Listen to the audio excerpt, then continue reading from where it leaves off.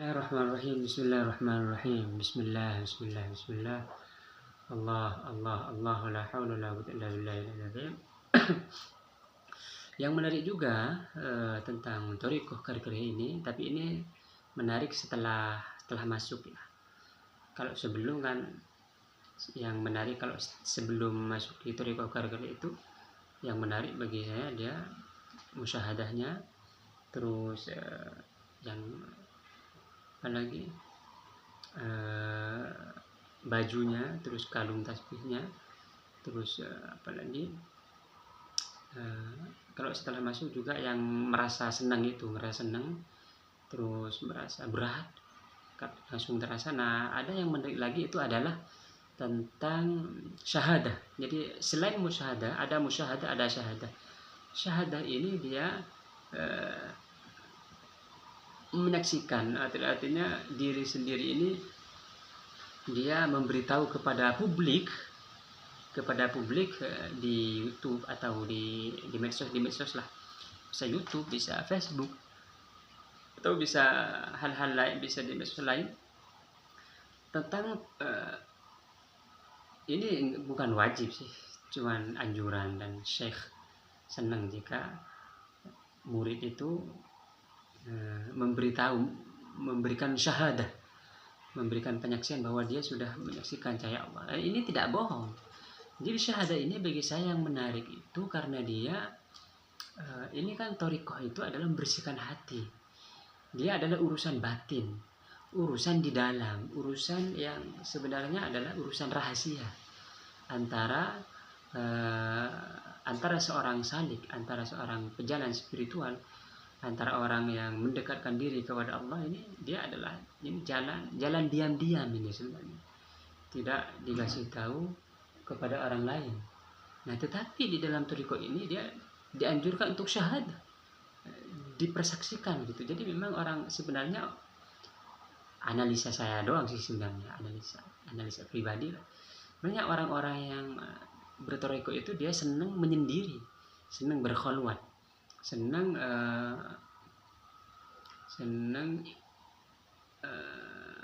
mengucilkan diri atau uzlah, senang uzlah.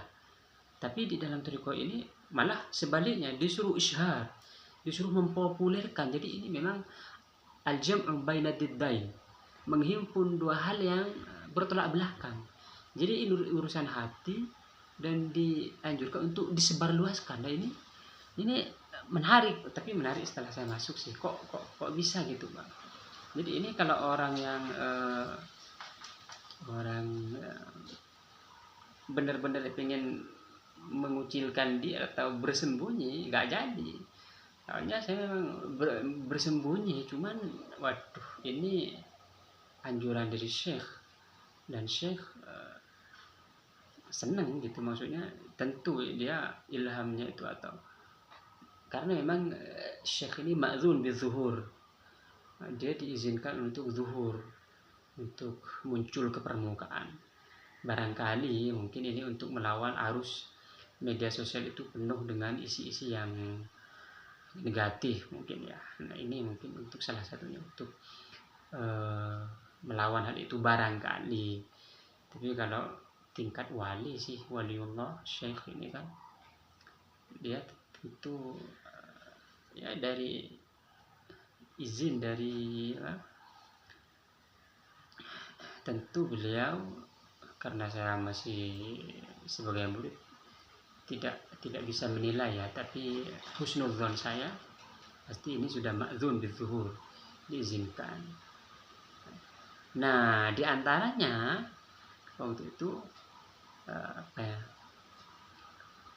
yang menarik dari syahadah ini banyak. Jadi hampir seluruh murid, nggak seluruh murid, tapi bagi, maksudnya yang diberikan izin untuk mengisyharkan, tidak seluruh murid. Memang beberapa murid, alhamdulillah saya memang diberi izin untuk isyhar ini, mempopulerkan gitu. Dan kalau nggak dikasih izin, saya juga nggak berani mempopulerkan. Ngapain repot-repot begini. Ini kan urusan hati itu kan harus dijaga benar-benar kan. Hancurlah semua nilai ibadah ini kalau jadi riya kan. ini memang melawan riya, tapi ini jadi kepikiran gitu melawan riya dengan riya sebenarnya. Jadi mungkin negatif kali negatif jadi plus.